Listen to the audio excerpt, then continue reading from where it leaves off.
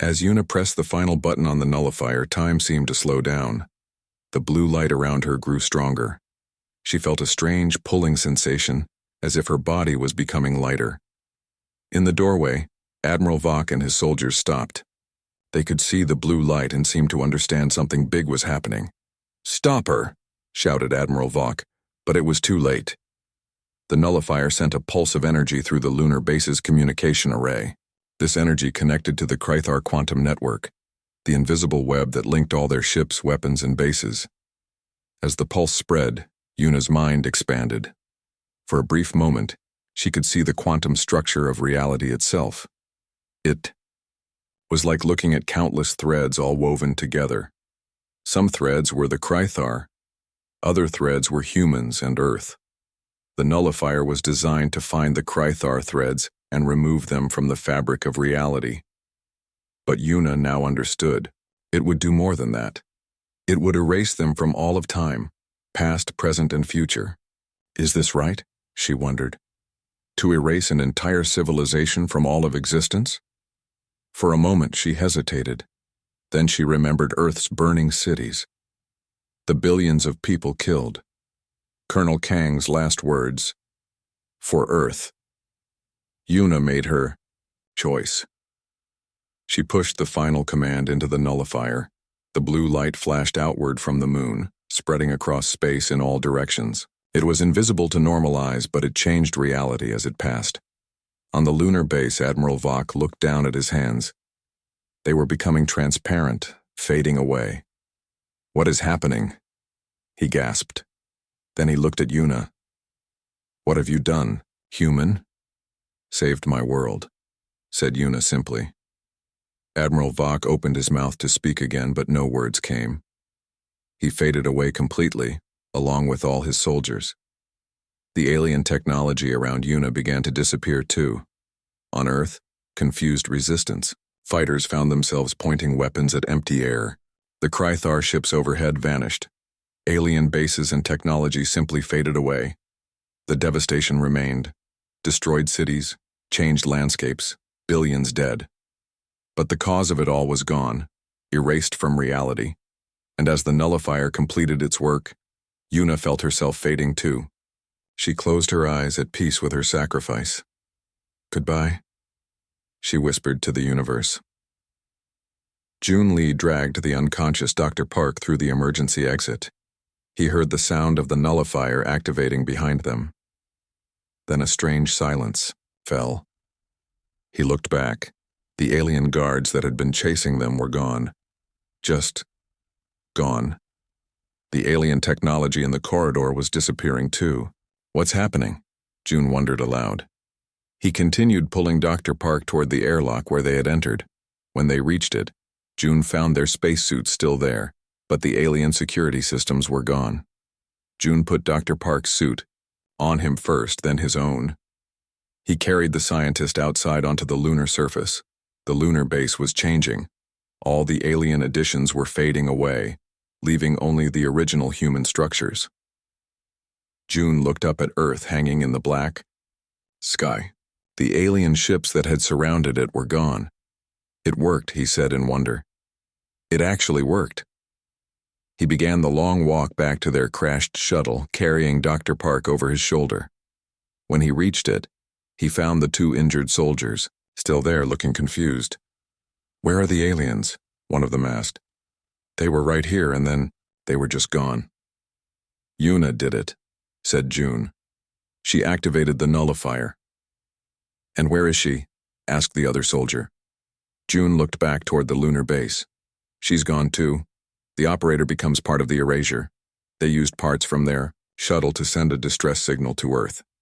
Soon a response came from the original human lunar colony team who had somehow returned to their posts, with no memory of ever having left. Dr. Park woke up in a medical bay on the moon. His head hurt, and his memories were jumbled. "Jun?" he called out. Jun appeared at his bedside. "I'm here, doctor." "What happened? Where's Yuna? And Colonel Kang?" Jun sat down heavily. "You don't remember?"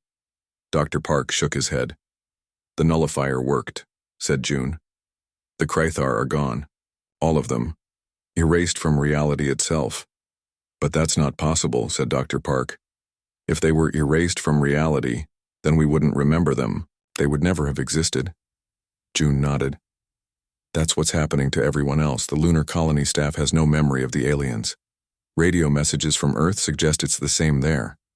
People remember a series of natural disasters, but no invasion. Then why do we remember? Asked Dr. Park. I think it's because we were so close to the device when it activated, said June. Somehow we were shielded from the full effect. Dr. Park sat up slowly. And Yuna? June's eyes filled with tears. She's gone, Doctor. She knocked you out and activated the device herself. She knew someone had to be erased with the target. Dr. Park closed his eyes, fighting back his own tears. She saved us all. What do we do now? Asked June. We go home, said Dr. Park, and we help rebuild. 1 year later, Dr. Park stood in his new laboratory and rebuilt Seoul. The world was recovering from what people now called the Great Calamity, a series of unexplained natural disasters that had killed billions and destroyed many cities. No one remembered the Krathar, no one except Dr. Park and June, and they had agreed to keep it that way. But Dr. Park had not stopped working. In a hidden room behind his main lab, he studied the one piece of alien technology he had managed to save, a small data crystal he had taken from Grek, the alien scientist. Somehow, the crystal had survived the erasure, protected by special shielding in Dr. Park's suit pocket. The crystal contained star maps of the galaxy. And something disturbing. The Krathar Empire had been expanding rapidly because they were running from something. Something at the edge of the galaxy that even they feared. What are you working on so late? Asked June, entering the secret room. Dr. Park showed him the star map. Look at this. The Krathar were being pushed into our part of the galaxy by something else. Something they called the Void Eaters. June studied the map. And with the Krathar gone, there's nothing between us and them, finished Dr. Park. We need to be ready. But how? The nullifier was destroyed. Dr. Park smiled slightly. Not destroyed, erased, but I remember how to build it, and this time I'm making improvements. He pointed to a new device taking shape on his workbench. It looked similar to the nullifier but with important differences. This one won't just erase things from reality, he explained. It will let us change reality, reshape it. If these Void Eaters come for us, we'll be ready. June looked worried. Is it safe to have that kind of power? Dr. Park thought of Yuna, of her sacrifice. No power is safe, June. But having no power against what's coming would be worse. He picked up a small framed photo, one of the few that showed Yuna, Colonel Kang, and the others who had been on the lunar mission. The photo was fading, the images becoming harder to see as reality continued to adjust to the absence of the Krathar.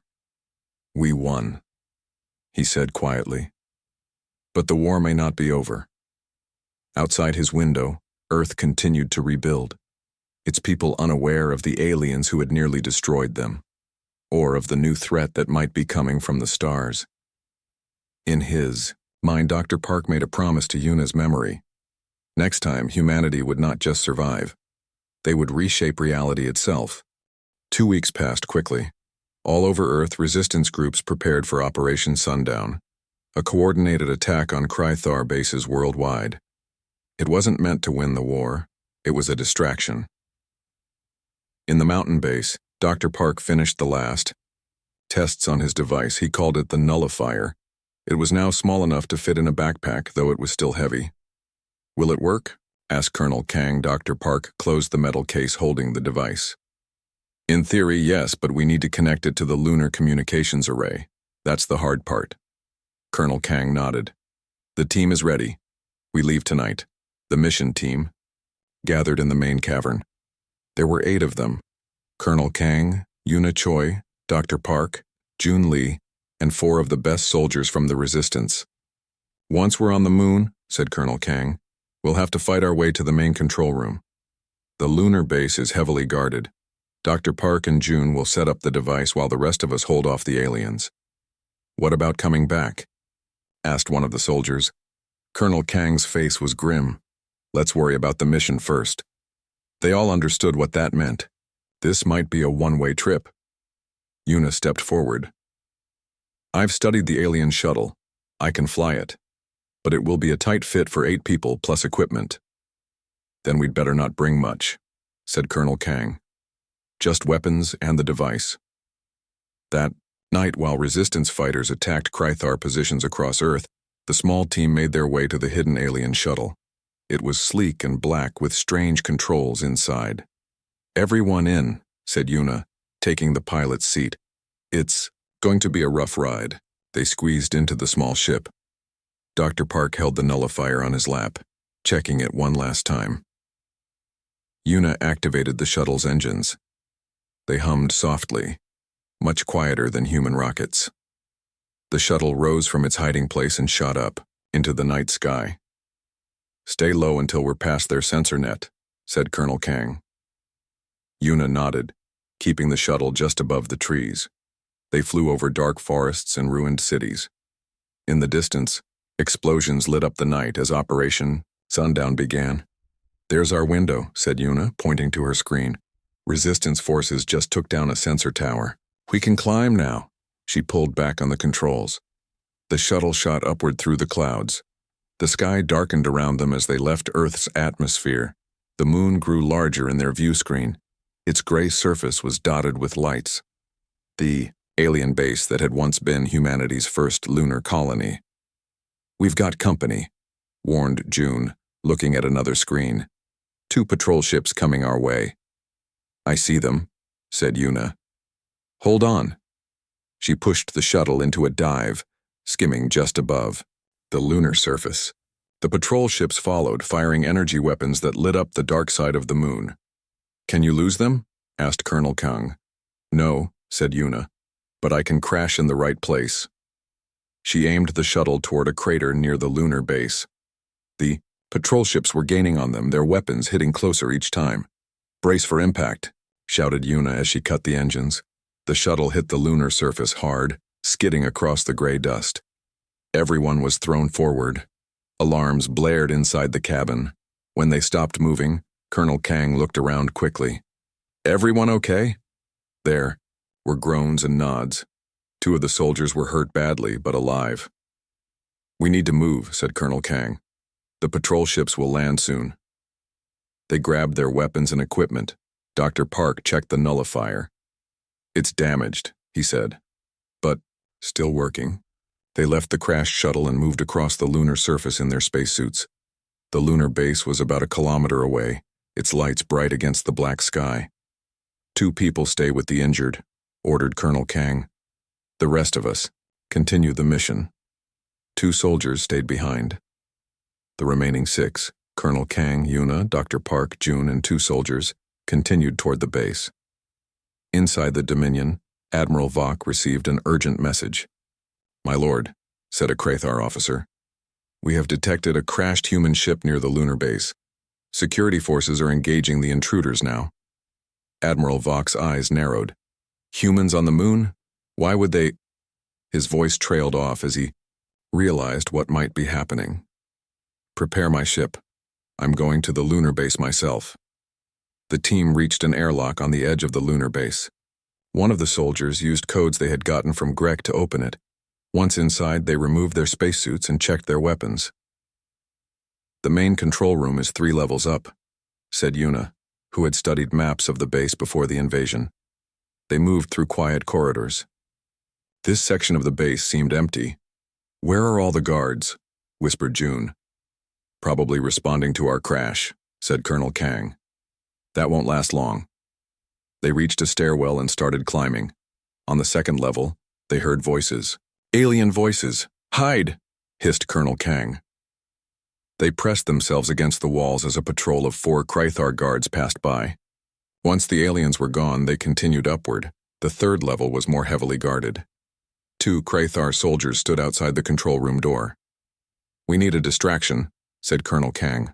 One of the soldiers with them nodded. I'll give you one. Before anyone could stop him, he stepped into the open and fired his weapon at the ceiling.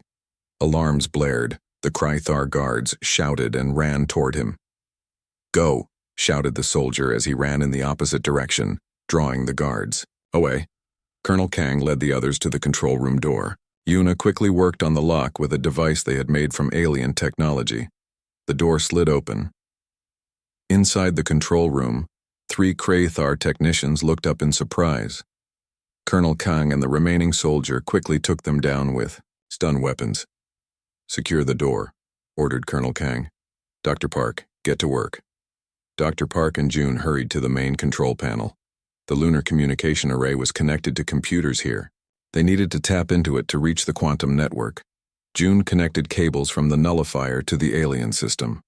Dr. Park typed quickly on a small computer he had brought. "This will take a few minutes," said Dr. Park. "The systems are complex." "We may not have a few minutes," said Yuna, looking at security screens. "More guards are coming." Colonel Kang and the soldier took positions by the door. "We'll hold them off as long as we can." The first wave of Krythar guards arrived minutes later. Energy weapons fired back and forth in the corridor outside.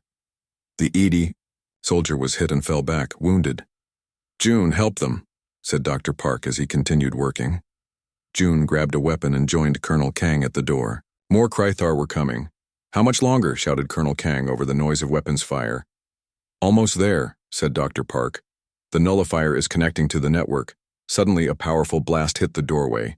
Colonel Kang was thrown, backward, landing hard on the floor. Blood spread across his chest. Yuna ran to him, but it was too late. Colonel Kang looked up at her, his eyes already dim. "Finish it," he whispered. "For Earth." Then he was gone. Yuna wiped tears from her eyes and grabbed his weapon. "June, help Dr. Park. I'll hold them off." More Krythar forces were coming. Among them was a tall figure in a black uniform with gold markings. "Admiral Vok," whispered Yuna, recognizing him from intelligence reports. Dr. Park called out, "It's ready. The nullifier is connected to their network." "What now?" asked June. Dr. Park's face was pale. "Someone needs to activate it, but whoever does will be erased too. The operator becomes part of the targeting system." "I'll do it," said Dr. Park, reaching for the device. Yuna looked back at him. In that moment, she made her decision. She fired a stun blast at Dr. Park.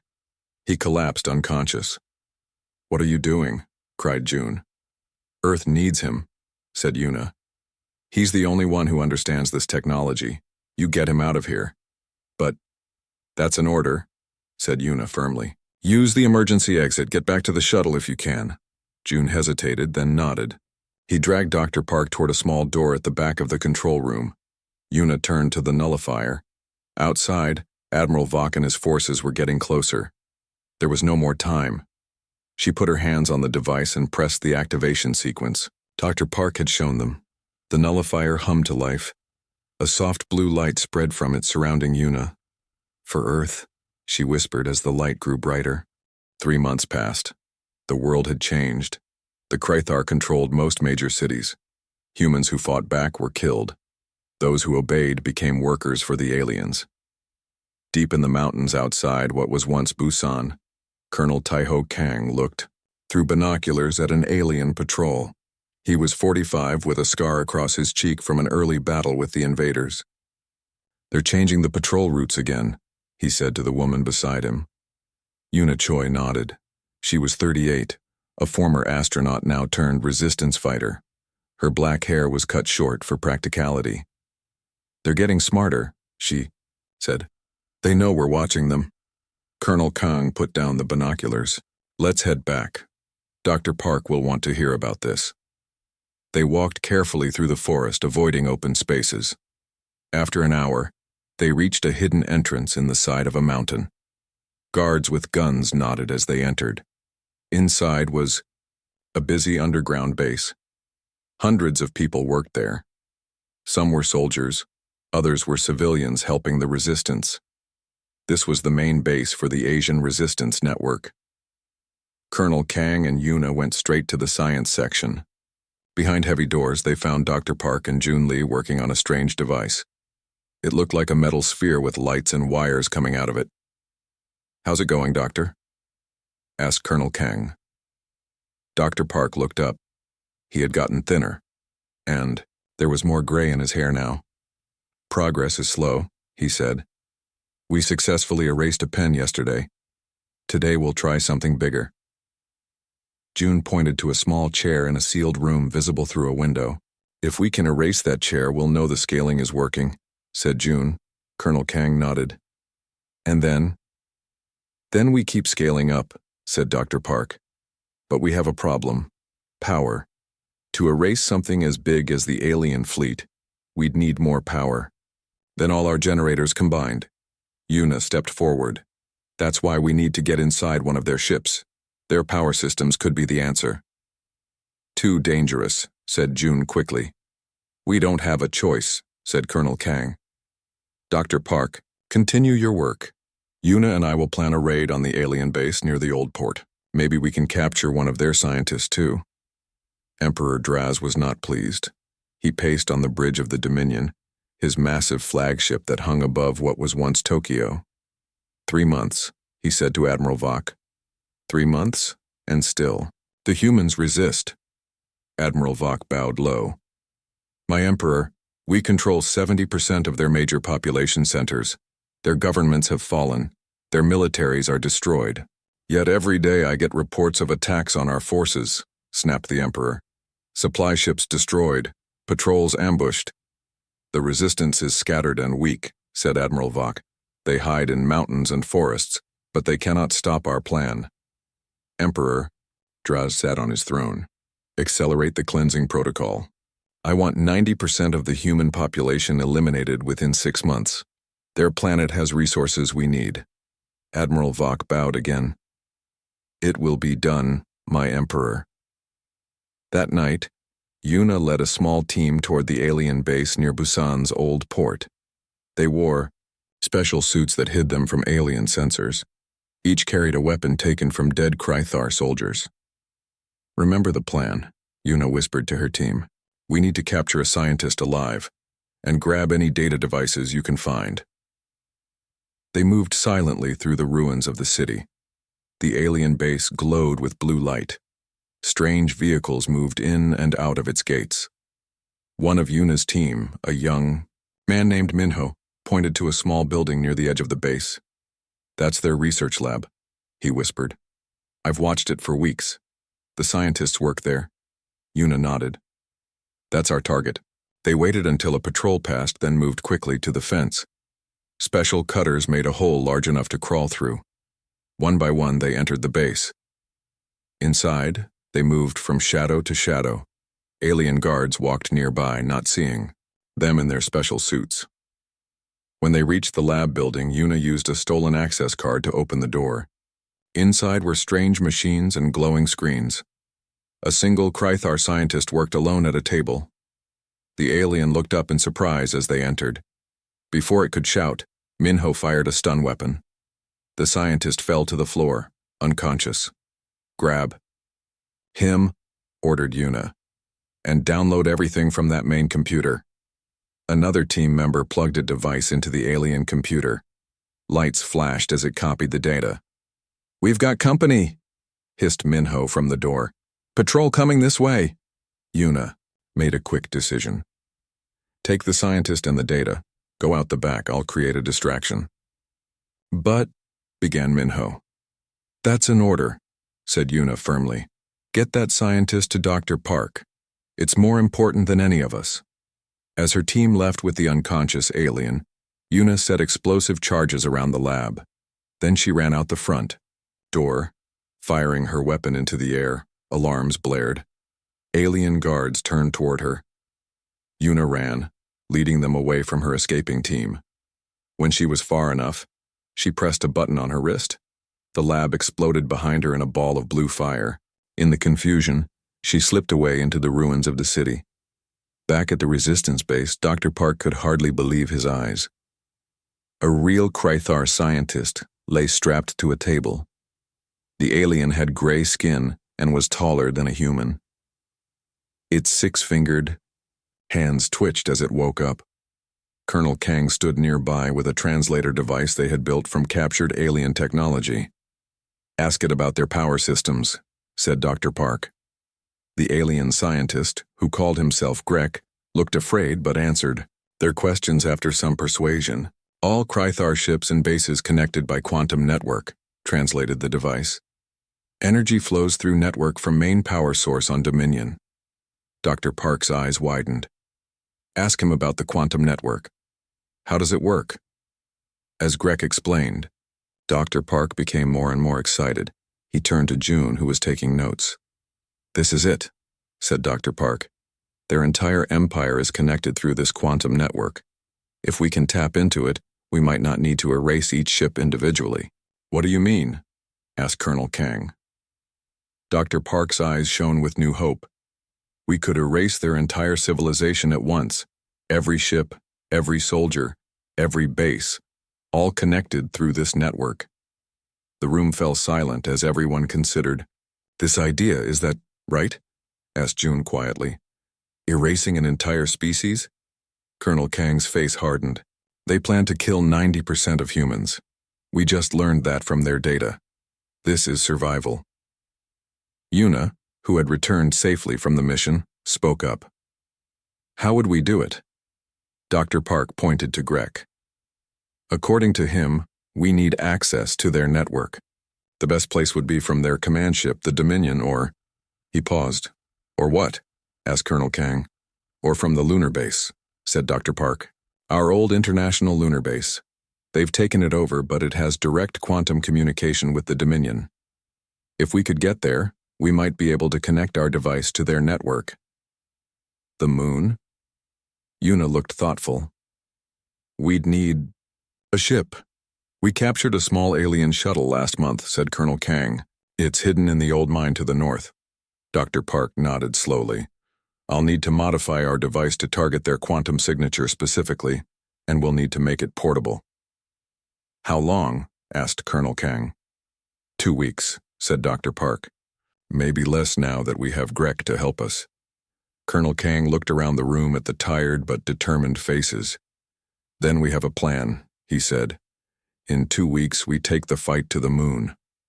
Outside, in what remained of Earth's cities, the Krythar began their cleansing protocol. Time was running out for humanity. The blue morning sky over Seoul looked peaceful. Dr. Jinwoo Park walked to his lab, coffee in hand. He was tired after working all night. Again. Another day, another failure, he said to himself. Dr. Park was 42 years old with messy black hair and dark circles under his eyes. He was the top scientist at the Seoul Quantum Research Institute. For 3 years he had been working on something everyone said was impossible, a way to change reality itself. The year was 2087. Humans had small bases on the Moon and Mars. On Earth, new energy and computer technology had made life better for many people. But Dr. Park wanted to push science further than anyone had before. He reached his lab and waved his ID card at the door. Inside, his assistant June Lee was already working. "Good morning, Dr. Park," said June, a bright young man of 26. "Did you get any sleep?" "1 hour," said Dr. Park with a small smile. "But I had an idea about the quantum field stabilizer." June nodded. He was used to his boss's strange work habits. "Let's try again," said Dr. Park, moving to the main computer. Far away in space, on the command ship of the Krythar Empire, Admiral Vok stood before Emperor Draz. The admiral was tall with gray skin and 6 fingers on each hand. His black uniform showed his high rank. "My Emperor," said Admiral Vok, bowing low, "our ships have found a new planet with intelligent life. They call it Earth." Emperor Draz sat on his floating throne. His red eyes narrowed. "Show me," he ordered. A 3D image of Earth appeared in the air between them. "The beings there are called humans," said the admiral. "They have only just reached their moon and the planet they call Mars. Their technology is simple compared to ours." "Are they a threat?" asked the Emperor. Admiral Vok touched a control on his wrist. The image changed to show human cities, ships, and weapons. "Not yet," he said. "But they learn quickly. In 100 years, they might challenge us." The Emperor stood up. His long robes shimmered with strange light. You know our ways, Admiral. What does the Imperial law say about potential threats? Destroy them before they become real threats, my Emperor. Emperor Draz nodded. Prepare the fleet. We will deal with Earth now. President Hana Kim of the United Earth Coalition was in a meeting when her aide rushed in. Madam President, he said, face pale. You need to see this. The large screen on the wall lit up, showing a live feed from space. Hundreds of strange ships were appearing near the moon. What am I looking at? Asked President Kim, standing up. General. Minho Choi stepped forward. Unknown vessels, Madam President, they appeared 10 minutes ago. They're not responding to any communication. The room fell silent. After decades of searching for alien life, it had found them instead. Get me the Science Council, ordered President Kim, and put our forces on high alert. Dr. Park was deep in his work when the emergency sirens began to wail. The lab screens automatically switched to news broadcasts. We interrupt this program with breaking news, said a nervous reporter. Unknown spacecraft have been detected in orbit around Earth. The President will address the nation shortly. June looked at Dr. Park with wide eyes. Aliens? Real aliens? Before Dr. Park could answer, the building shook. A deep rumble filled the air. That felt like an earthquake, said June, grabbing the edge of a table. Dr. Park rushed to the window. In the distance over downtown Seoul, a massive ship hung in the sky. It was black and shaped like a giant arrowhead. Not an earthquake, said Dr. Park quietly. His phone rang. It was from the President's office. Dr. Park, said the voice on the other end. The President requests your immediate presence at the emergency bunker. A helicopter is on its way to you now. The attack began without warning. The Krythar ships positioned themselves over major cities worldwide. From each ship, a beam of blue light shot down. Where the beams touched, the ground rippled like water. Massive waves spread outward, toppling buildings and throwing vehicles into the air. In coastal cities, the seas rose up in enormous walls of water that crashed over defenses and swept miles inland. Above Washington, D.C., Admiral Vok watched from his ship as the human capital crumbled. Pathetic, he said. They have no defense against our gravity weapons. His second-in-command approached. The humans are trying to fight back. They have launched missiles at our ships. Let them hit, said Admiral Vok with a cold smile. They will learn how strong our shields are. Hundreds of missiles streaked toward the alien ships. They exploded against invisible barriers, not even scratching the massive vessels. Dr. Park clutched his computer bag as the helicopter flew low over the burning city. Seoul was in chaos. The strange rippling effect had destroyed the downtown area. People ran through the streets as buildings continued to collapse. What could cause this? Shouted June over the noise of the helicopter. They must be manipulating gravity itself, replied Dr. Park. Incredible technology. The helicopter landed at a military base outside the city. Soldiers rushed them into an underground bunker where President Kim was meeting with her advisors. Dr. Park, she said when he entered. Thank you for coming. We need every brilliant mind we can get right now. The room was filled with military officers and top scientists. A large screen showed the destruction happening worldwide.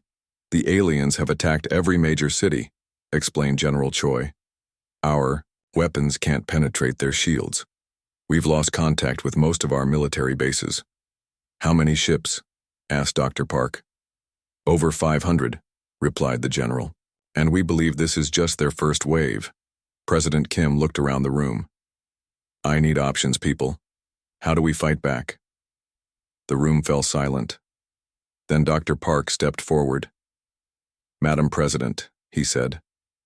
For 3 years I've been working on a theory about manipulating quantum fields. Everyone said it was impossible, but go on, urged President Kim.